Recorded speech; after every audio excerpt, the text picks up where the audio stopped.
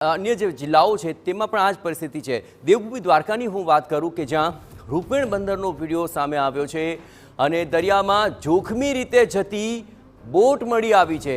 અહીં 27 થી 31 જુલાઈ દરિયો ખેડવા પર પ્રતિબંધ છે। આમ છતાં રૂપેણ બંદર પર દરિયામાં બોટ તરતી જોવા મળી, એટલે કે સરેઆમ જે પ્રતિબંધ છે તેનું ઉલ્લંઘન કરવામાં આવી રહ્યું છે। રૂપેણ બંદરનો આ વિડીયો કે જેમાં દરિયાના આ ધસમસતા મોજાઓ વચ્ચે બોટ તરતી જોવા મળી।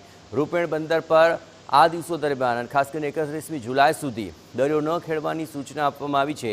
દરિયામાં કરંટ છે, વરસાદી માહોલ છે, અનરાધાર વરસાદ તૂટી પડવાની પણ શક્યતા છે। હવે તબક્કે માછીમારોને દરિયો ન ખેડવા માટે સૂચિત કરવામાં આવ્યા હતા, પણ તેની ઉપર પણ જઈને દરિયા કિનારે આ બોટ દરિયામાં તરતી જોવા મળી। દરિયામાં કેવું કરંટ છે, કેટલા મોજા ઉછળી રહ્યા છે તે આ દ્રશ્યો પરથી સ્પષ્ટ છે।